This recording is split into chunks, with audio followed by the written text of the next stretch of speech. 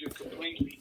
Because if I leave you alone and you take that mark on your hand or your forehead from the Antichrist, you are going to be gone forever. You cannot come back.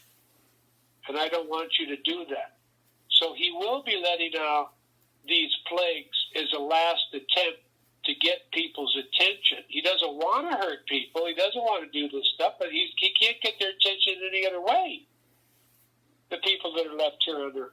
And he's trying to, to get it this way, Yeah. And still, the Bible says in clarity that people are still going to say, no, I'm not going to stop what I'm doing. I'm not going to stop my lifestyle. I'm not going to give my life.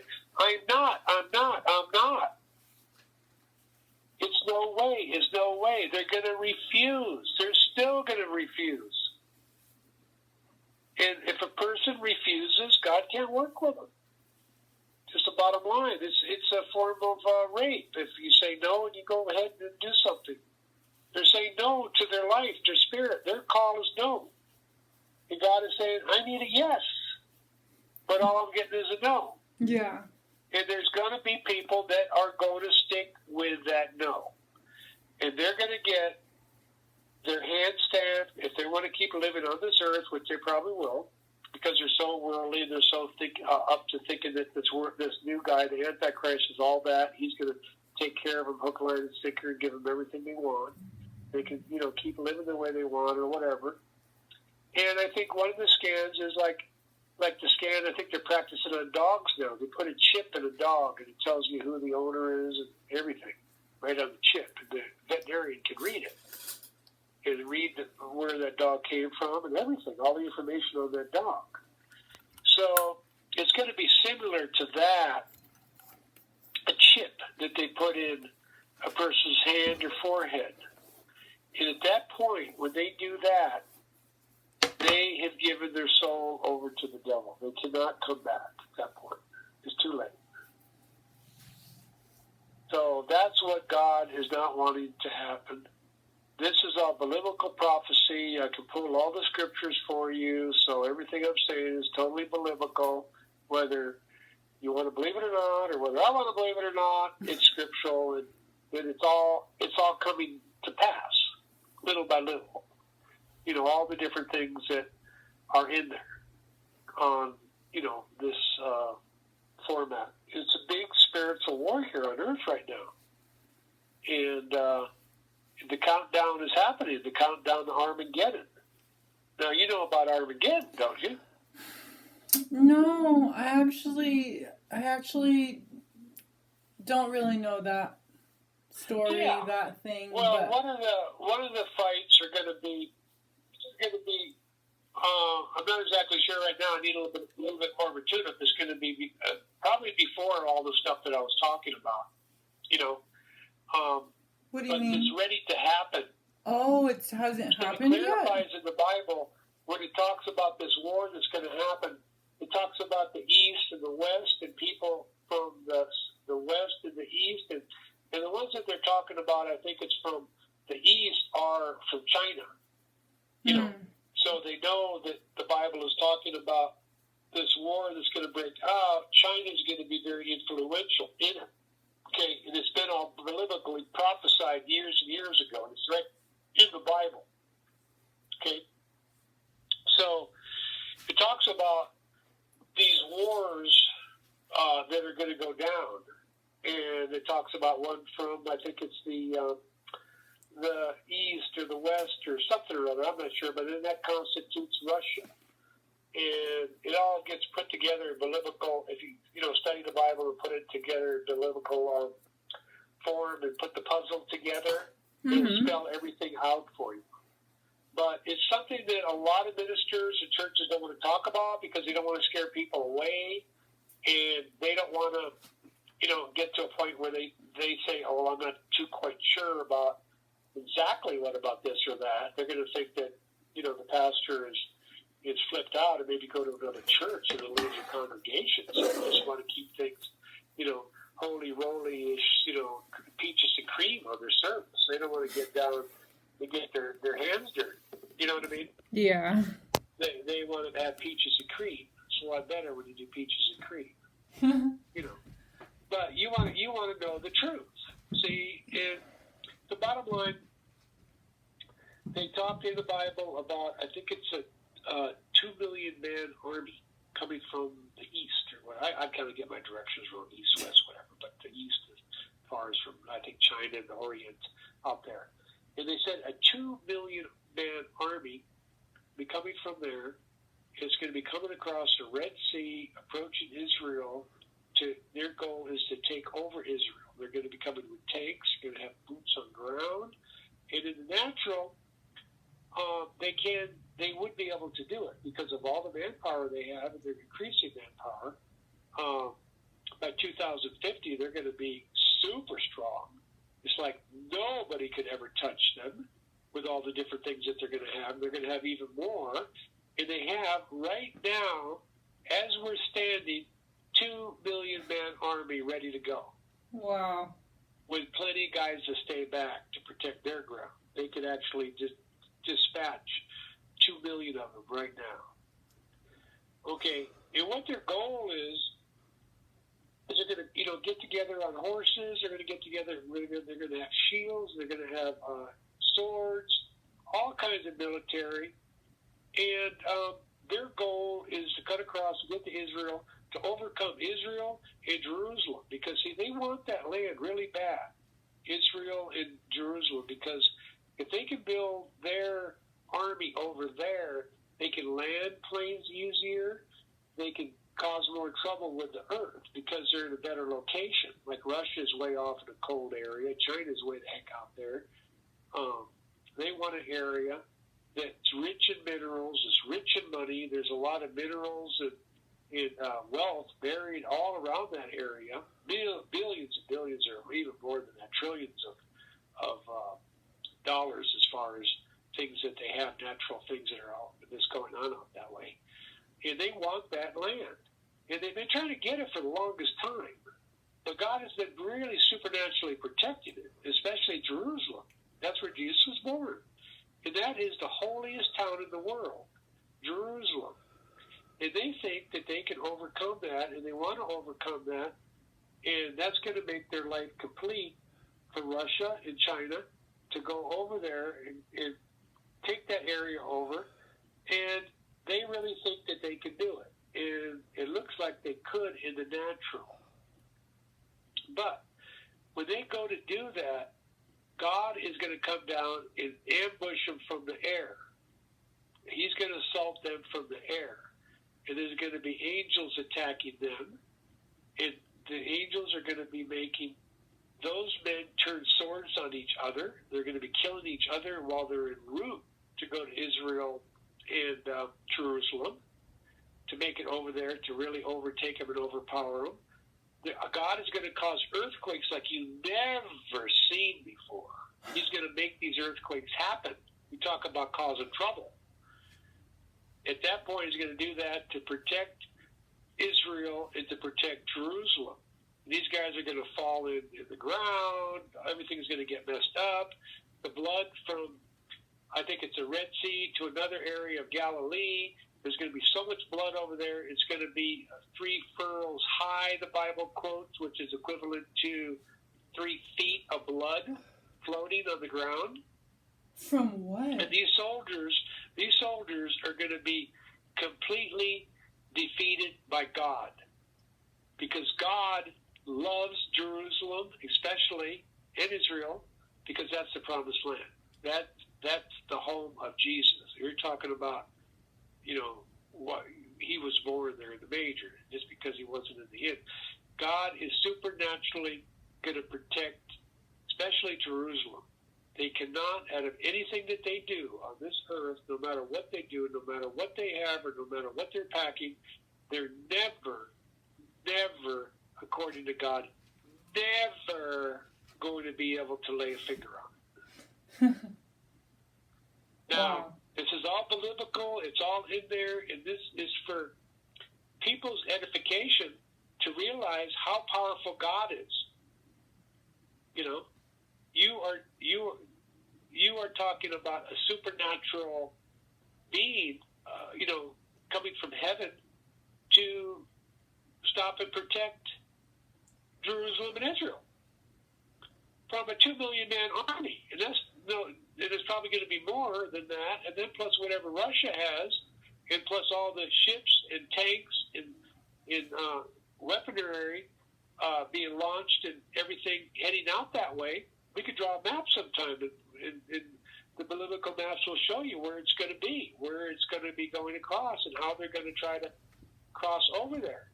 There's a certain way they can only get to that area with all this manpower and tanks and everything. It's through, I would have to, do the map and show you the way and the names of those, areas that they're going to be crossing. It's all mapped out. It's there. It's there for the reading, studying, memorizing, taking pictures of, Googling, texting, YouTubing, whatever you want to do. It's all there, hook, line, and sinker. And so we are talking about a very powerful God. Very powerful. This is going to be another thing that's going to surprise the devil. That devil is not going to be able to do the job that he wants to do, or he thinks that he can do. He's going to try. He's going to try his best, but he's not going to be able to succeed. So sleep on that.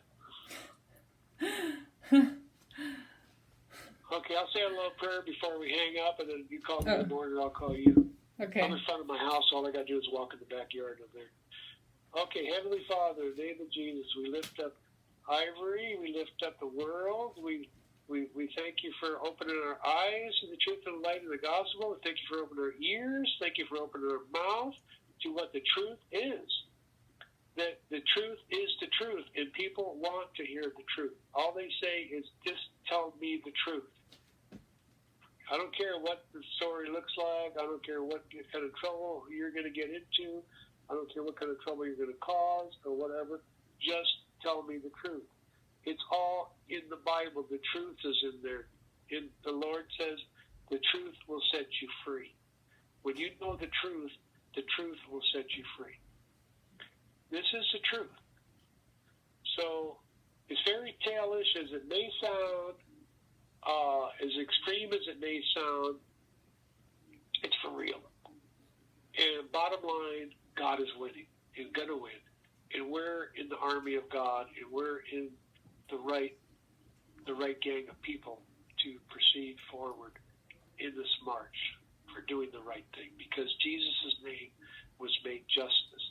And the reason why they called him Jesus, and his name was Jesus, and that means justice, Jesus. And the word justice means fairness and truth in doing the right thing. And that's where we're at. We just need to do the right thing. Amen. Amen. I love you. I love you too. Talk to you tomorrow. Okay, bye.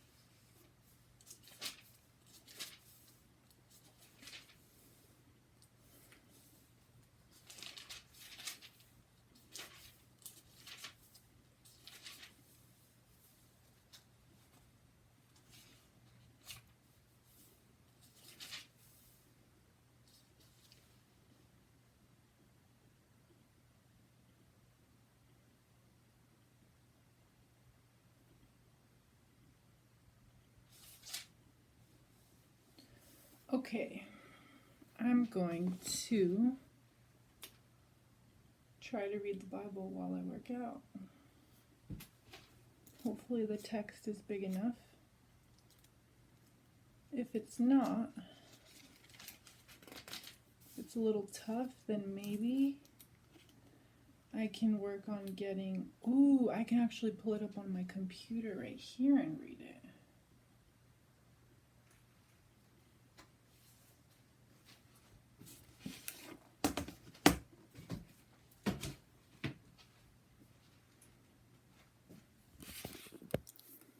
Okay.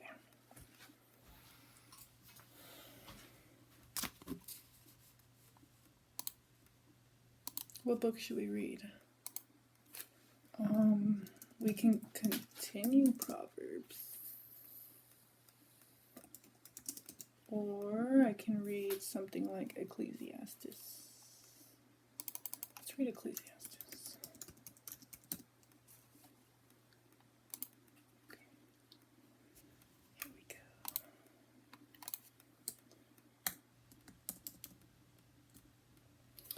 Now the only thing is scrolling. I'm going to have to be able to scroll down. Or I can see if there's a YouTube video where they play the scripture while it's scrolling on video. I might be able to find that. Okay. Scrolling Bible text. Ecclesiastes. Let's see if I can find it. Scrolling Bible text.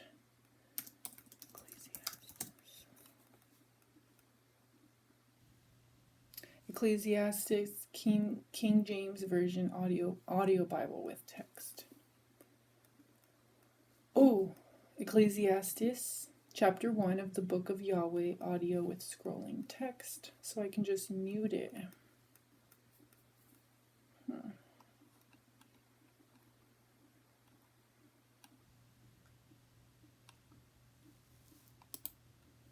Okay, let's see.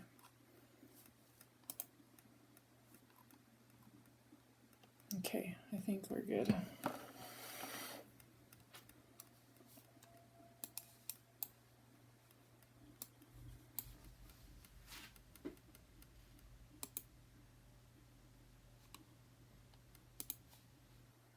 Let's see if this works.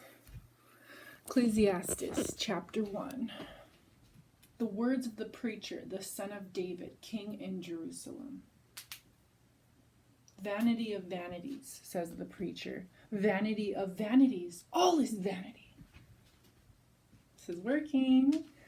What does man gain by all the toil at which he toils under the sun? A generation goes and a generation comes, but the earth remains forever. The sun rises and the sun goes down and hastens to the place where it rises. The wind blows to the south and goes around to the north. Around and around goes the wind, and on its circuits the wind returns.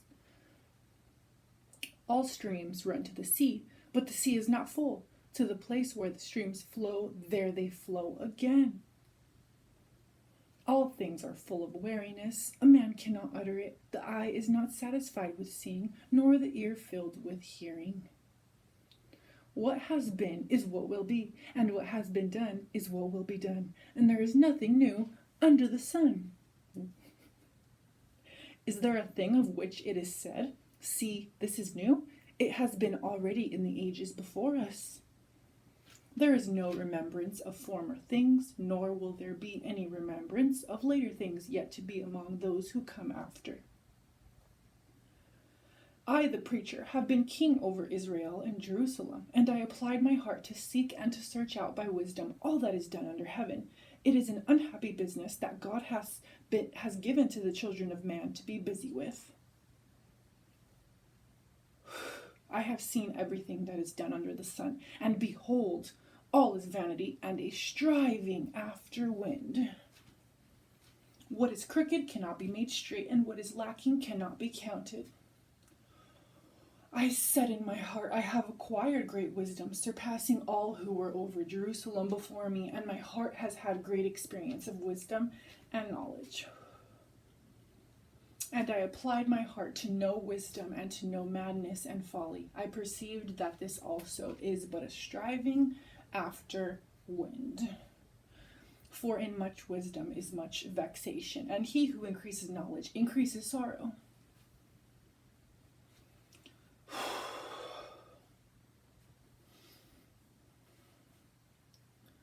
This is English Standard Version, by the way.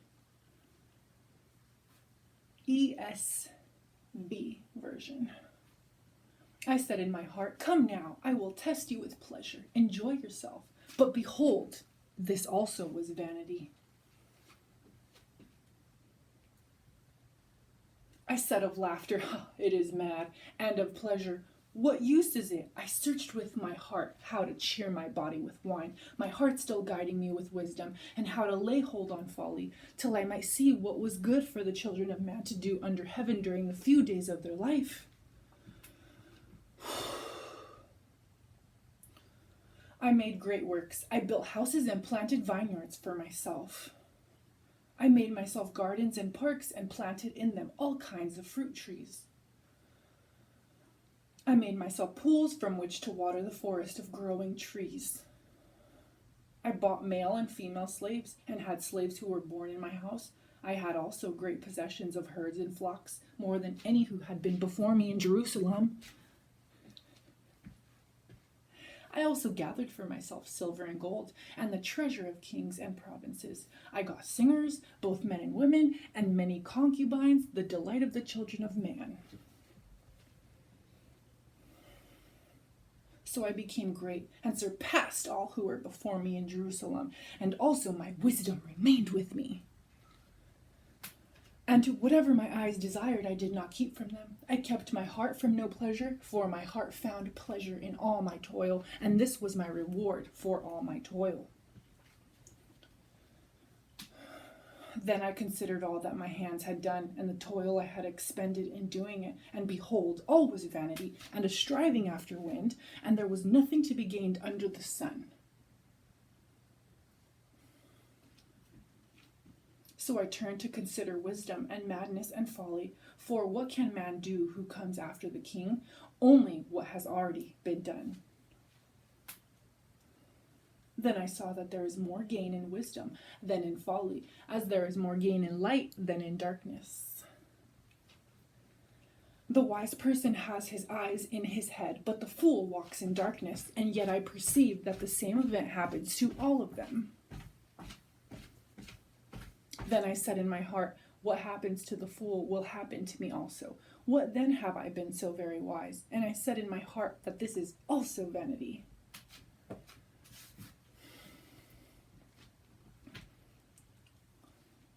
For of the wise as of the fool there is no enduring remembrance, seeing that in the days to come all will have been long forgotten, how the wise dies just like the fool. So I hated life, because what is done under the sun was grievous to me, for all is vanity and a striving after wind. I hated all my toil in which I toil under the sun, seeing that I must leave it to the man who will come after me. And who knows whether he will be wise or a fool, yet he will be master of all for which I toiled and used my wisdom under the sun. This also is vanity. And so I turned about and gave my heart up to despair over all the toil of my labors under the sun. Because sometimes a person who has toiled with wisdom and knowledge and skill must leave everything to be enjoyed by someone who did not toil for it. This also is vanity and a great evil. What has a man from all the toil and striving of heart with which he toils beneath the sun? For all his days are full of sorrow, and his work is a vexation. Even in the night his heart does not rest. This also is vanity. There is nothing better for a person than that he should eat and drink and find enjoyment in his toil. This also I saw is from the hand of God. For apart from him who can eat, or who can have enjoyment. For to the one who pleases him, God has given wisdom and knowledge and joy. But to the sinner, he has given the business of gathering and collecting, only to give to one who pleases God. This also is vanity and a striving after wind.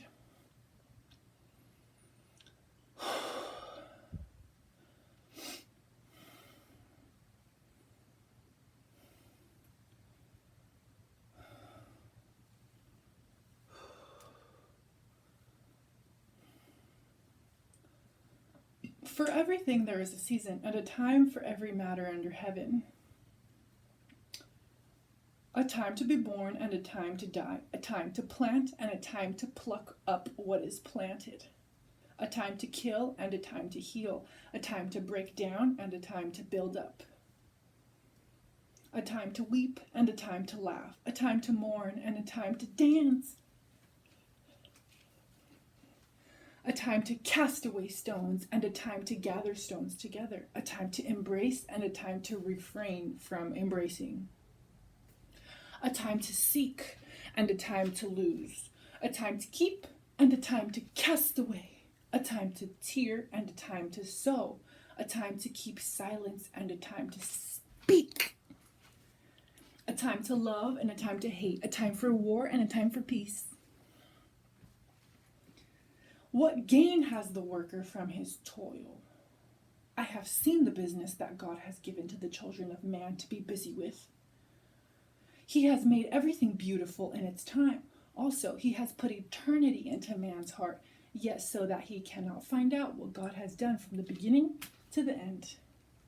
I perceived that there is nothing better for them than to be joyful and to do good as long as they live. Also, that everyone should eat and drink and take pleasure in all his toil. This is God's gift to man. I perceived that whatever God does endures forever. Nothing can be added to it, nor anything taken from it. God has done it so that people fear before him. That which is already has been. That which is to be already has been. And God seeks what has been driven away. Moreover, I saw under the sun that in the place of justice, even there was wickedness, and in the place of righteousness, even there was wickedness. I said in my heart, God will judge the righteous and the wicked, for there is a time for every matter and for every work. I said in my heart with regard to the children of man, that God is testing them, that they may see that they themselves are but beasts. For what happens to the children of man and what happens to the beasts is the same. As one dies, so dies the other. They all have the same breath, and man has no advantage over the beasts, for all is vanity. All go to one place. All are from the dust, and to dust all return. For who knows whether the spirit of man goes upward and the spirit of the beast goes down to the earth? So I saw that there is nothing better than that a man should rejoice in his work, for that is his lot.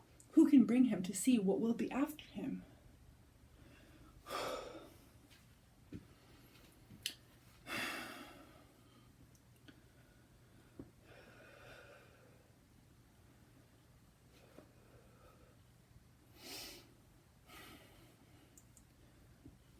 We're on Ecclesiastes chapter 4. Again I saw all the oppressions that there are done under the sun, and behold, the tears of the oppressed, and they had no one to comfort them. On the side of their oppressors there was power, and there was no one to comfort them.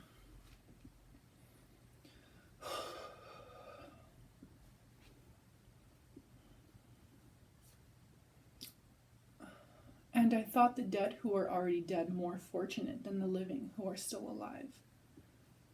But better than both is he who has not yet been and has not seen the evil deeds that are done under the sun. Then I saw that all toil and all skill in work come from a man's envy of his neighbor. This also is vanity and a striving after wind. The fool folds his hands and eats his own flesh. Better is a handful of quietness than 2 hands full of toil and a striving after wind. Again I saw vanity under the sun. one person who has no other, either son or brother, yet there is no end to all his toil, and his eyes are never satisfied with riches, so that he never asks, for whom am I toiling and depriving myself of pleasure? This also is vanity and an unhappy business. 2 are better than 1, because they have a good reward for their toil. For if they fall, one will lift up his fellow, but woe to him who is alone when he falls and has not another to lift him up. Again, if 2 lie together, they keep warm, but how can one keep warm alone? And though a man might prevail against one who is alone, 2 will withstand him. A threefold cord is not quickly broken. Better was a poor and wise youth than an old and foolish king who no longer knew how to take advice.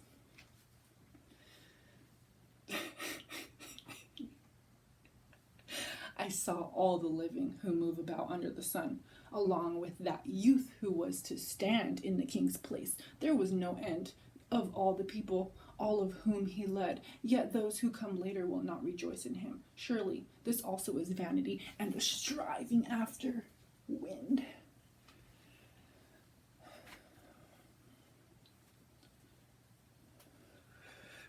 Striving after wind, striving after wind, striving after wind, striving after wind, striving. Guard your steps when you go to the house of God. To draw near to listen is better than to offer the sacrifice of fools, for they do not know that they are doing evil. Be not rash with your mouth, nor let your heart be hasty to utter a word before God. For God is in heaven, and you are on earth. Therefore, let your words be few. For a dream comes with much business, and a fool's voice with many words. When you vow a vow to God, do not delay paying it, for he has no pleasure in fools. Pay what you vow. It is better that you should not vow than that you should vow and not pay. Let not your mouth lead you into sin, and do not say before the messenger that it was a mistake. Why should God be angry at your voice and destroy the work of your hands? For when dreams increase and words grow many, there is vanity, but God is the one you must fear. If you see in a province the oppression of the poor and the violation of justice and righteousness, do not be amazed at the matter, for the high official is watched by a higher, and there are yet higher ones over them. But this is gain for a land in every way, a king committed to cultivated fields. He who loves money will not be satisfied with money, nor he who loves wealth with his income. This also is vanity. When goods increase, they increase who eat them. And what advantage has their owner but to see them with his eyes? Sweet is the sleep of a laborer, whether he eats little or much, but the full stomach of the rich will not let him sleep. There is a grievous evil that I have seen under the sun. Riches were kept by their owner to his hurt, and those riches were lost in a bad venture. And he is the father of a son, but he has nothing in his hand.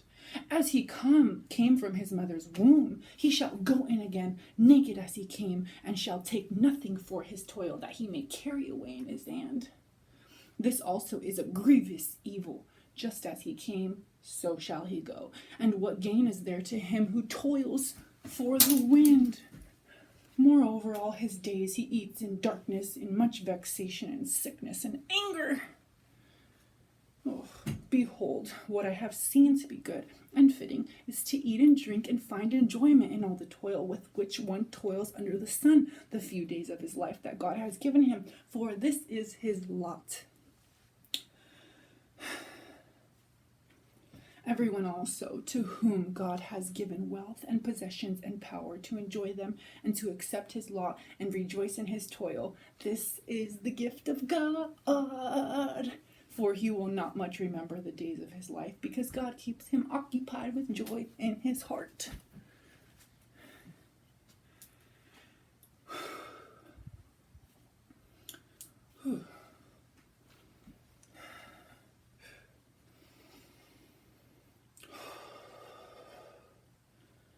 if the workout's giving me more energy or the scripture.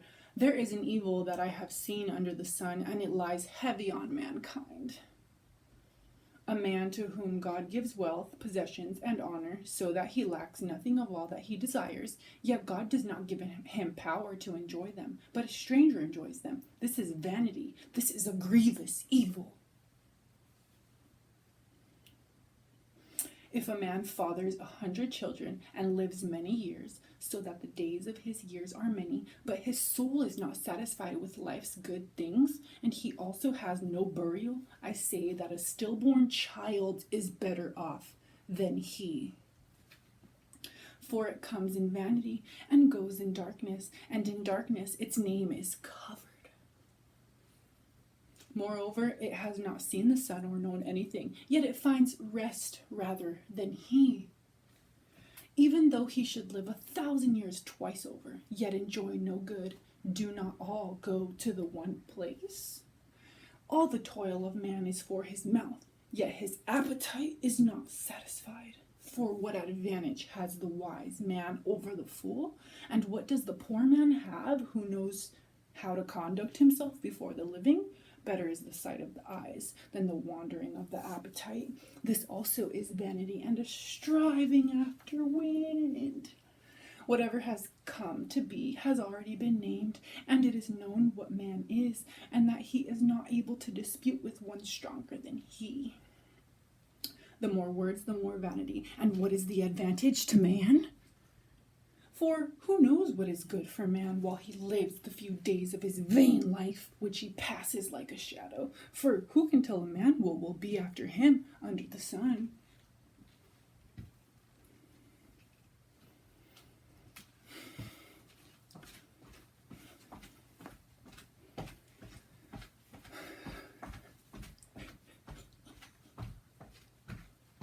Oh, this is great. A good name is better than precious ointment, and the day of death than the day of birth. Really? It is better to go to the house of mourning than to go to the house of feasting, for this is the end of all mankind, and the living will lay it to heart.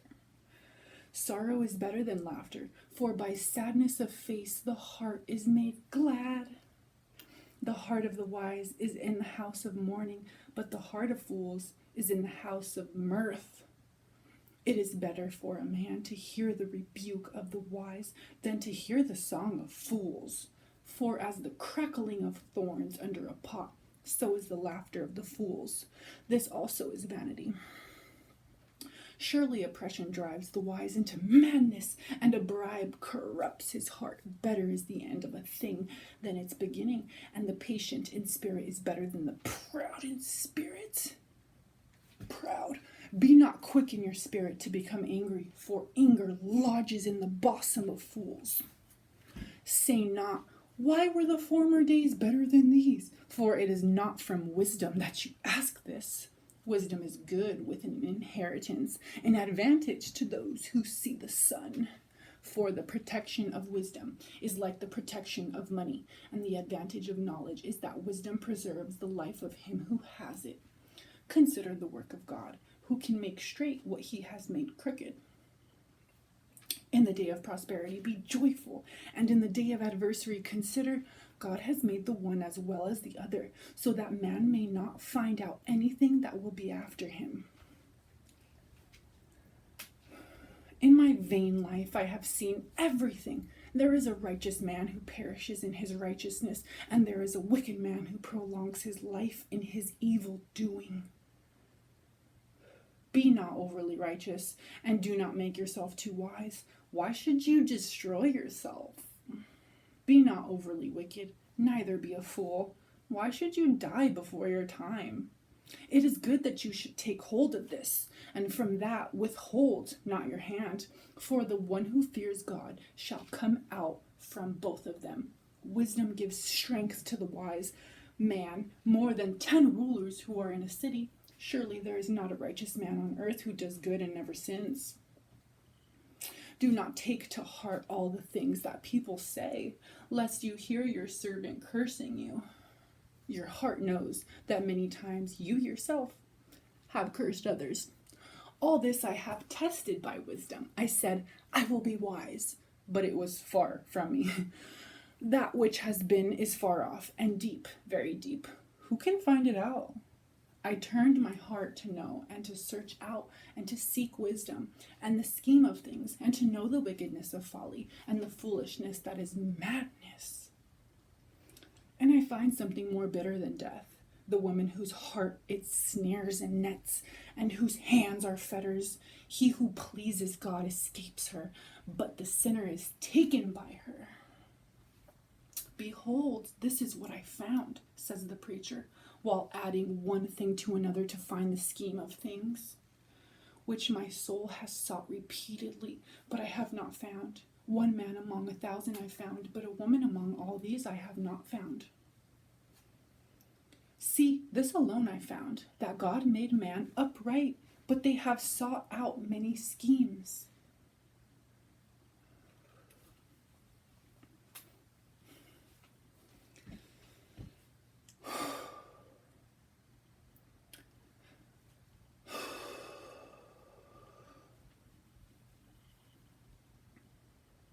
Who is like the wise, and who knows the interpretation of a thing?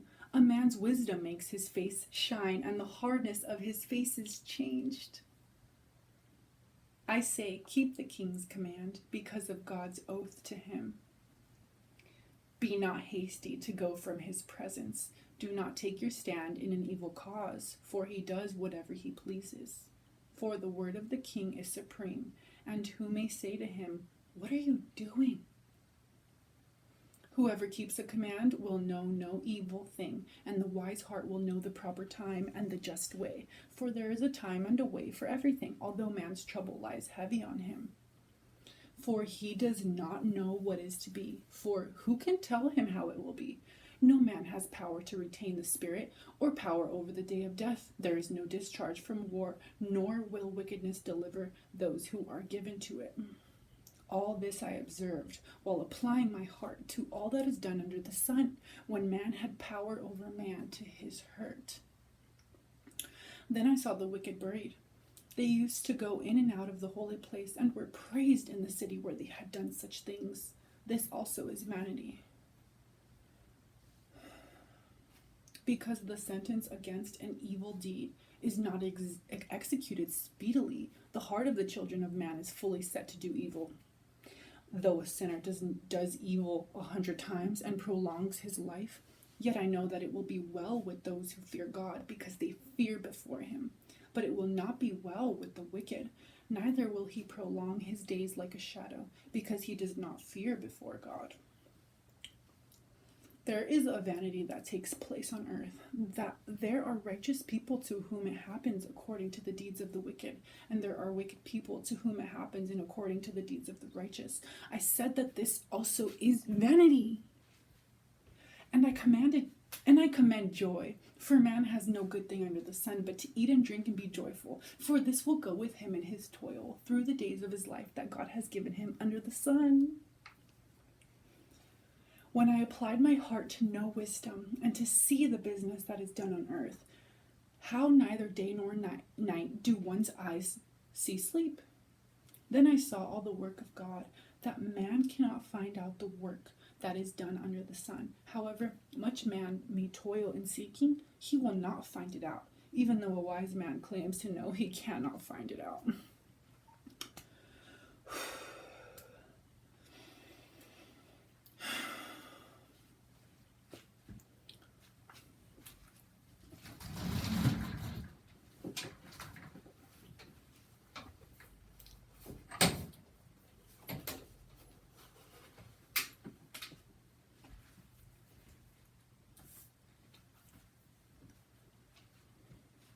But all this I laid to heart, examining it all, how the righteous and the wise and their deeds are in the hand of God.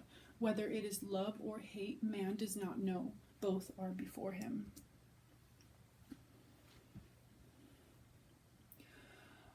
It is the same for all, since the same event happens to the righteous and the wicked, to the good and the evil, to the clean and the unclean, to him who sacrifices and him who does not sacrifice. As the good one is, so is the sinner, and he who swears is as he who shuns an oath. This is an evil in all that is done under the sun, that the same event happens to all. Also, the hearts of the children of man are full of evil, and madness is in their hearts while they live, and after that they go to the dead. But he who is joined with all the living has hope, for a living dog is better than a dead lion. For the living know that they will die, but the dead know nothing, and they have no more reward, for the memory of them is forgotten. Their love and their hate and their envy have already perished, and forever they have no more share in all that is done under the sun. Go, eat your bread with joy, and drink your wine with a merry heart, for God has already approved what you do. Let your garments be always white, let not oil be lacking on your head. Enjoy life with the wife whom you love, all the days of your vain life that he has given you under the sun, because that is your portion in life and in your toil at which you toil under the sun. Whatever your hand finds to do, do it with your might, for there is no work or thought or knowledge or wisdom in Sheol to which you are going. Again I saw that under the sun the race is not to the swift, nor the battle to the strong, nor bread to the wise, nor riches to the intelligent, nor favor to those with knowledge, but time and chance to happen to them all. For man does not know his time, like fish that are taken in an evil net, and like birds that are caught in a snare, so the children of man are snared at an evil time when it suddenly falls upon them. I have also seen this example of wisdom under the sun, and it seemed great to me. There was a little city with few men in it, and a great king came against it and besieged it, building great siege works against it. But there was found in it a poor, wise man, and he by his wisdom delivered the city. Yet no one remembered that poor man.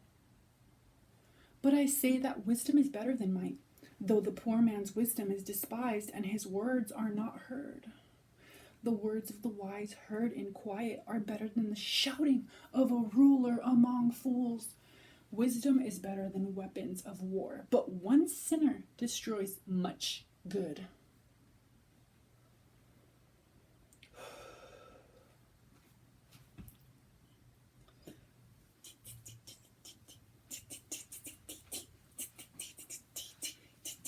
Chapter 10.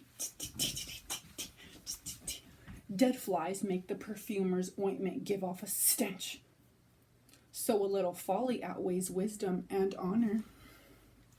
A wise man's heart inclines him to the right, but a fool's heart to the left. Even when the fool walks on the road, he lacks sense, and he says to everyone that he is a fool. If the anger of the ruler rises against you, do not leave your place, for calmness will lay great offenses to rest. There is an evil that I have seen under the sun, as it were an error proceeding from the ruler. Folly is set in many high places, and the rich sit in a low place. I have seen slaves on horses, and princes walking on the ground like slaves. He who digs a pit will fall into it, and a serpent will bite him who breaks through a wall. He who quarries stones is hurt by them, and he who splits logs is endangered by them. If the iron is blunt and one does not sharpen the edge, he must use more strength, but wisdom helps one to succeed. If the serpent bites before it is charmed, there is no advantage to the charmer. The words of a wise man's mouth win him favor, but the lips of a fool consume him. The beginning of the words of his mouth is foolishness, and the end of his talk is evil madness. A fool multiplies words, though no man knows what is to be, and who can tell him what will be after him? The toil of a fool wearies him, for he does not know the way to the city. Woe to you, O land, when your king is a child, and your princes feast in the morning. Happy are you, O land, when your king is the son of the nobility, and your princes feast at the proper time, for strength and not for drunkenness. Through sloth the roof sinks in, and through indolence the house leaks. Bread is made for laughter, ha ha, and wine gladdens life, and money answers everything. Even in your thoughts, do not curse the king, nor in your bedroom curse the rich, for a bird of the air will carry your voice, or some winged creature tell the matter. Ooh, ooh. Oh, this is so hilarious. Coo, coo. I like reading the Bible like this. This is pretty unique, I must say. Cast your bread upon the waters, for you will find it after many days. Give a portion to 7, or even to 8, for you know not what disaster may happen on earth. If the clouds are full of rain, they empty themselves on the earth. And if a tree falls to the south or to the north, in the place where the tree falls, there it will lie. He who observes the wind will not sow, and he who regards the clouds will not reap. As you do not know the way the Spirit comes to the bones in the womb of a woman with child, so you do not know the work of God who makes everything. In the morning sow your seed, and at evening withhold not your hand, for you do not know which will prosper, this or that, or whether both alike will be good.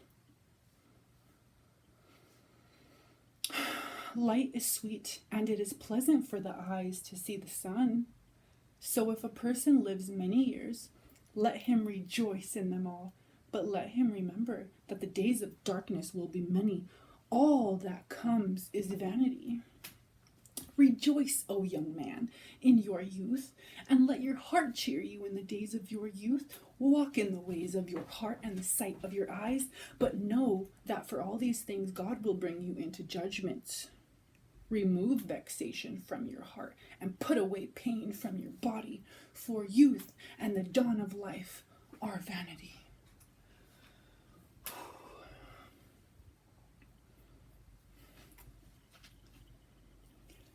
Woohoo! I feel good. I knew that I would. I feel good. Remember also your Creator in the days of your youth, before the evil days come and the years draw near, of which you will say, I have no pleasure in them.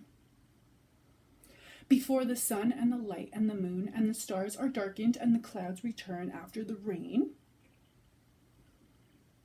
in the day when the keepers of the house tremble, and the strong men are bent, and the grinder sees because they are few, and those who look through the windows are dimmed, and the doors on the street are shut, when the sound of the grinding is low, and one rises up at the sound of a bird, and all the daughters of song are brought low.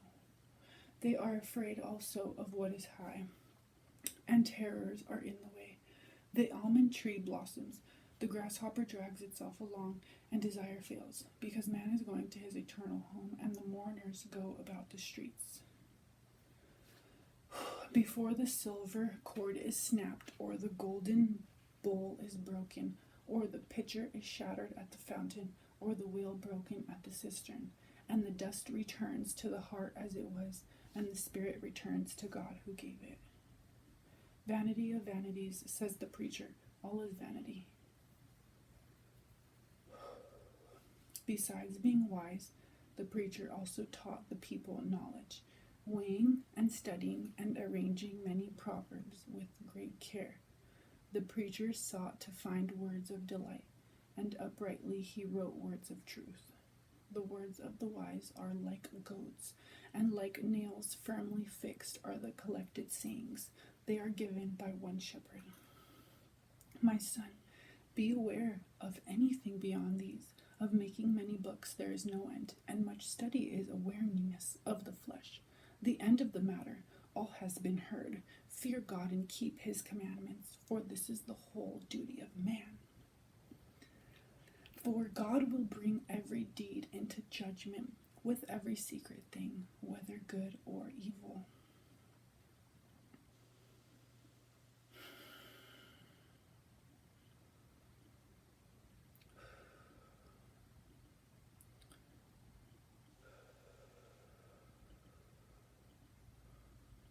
All right, the video ended. That was a total of 36 minutes. I want to give a quick shout out to this video that I read off of, which had Ecclesiastes. The name of the channel on YouTube is called ESV Bible Audio Video, and the title of the video is called Bible Book 21, Ecclesiastes Complete 1 through 12, English Standard Version, ESV, Read Along Bible. So, if you want to follow along to this video, check out that video. You can do a little workout like I did while you are reading along.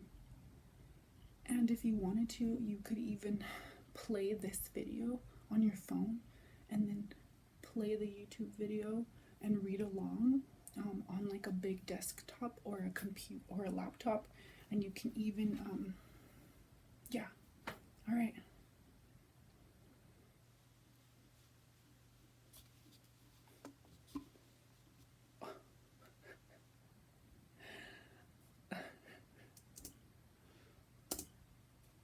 I'm just laughing because I'm recording from my iPad, and like instead of clicking the stop recording button, I was trying to click it with my mouse, but this mouse is for my computer, so I was like trying to click.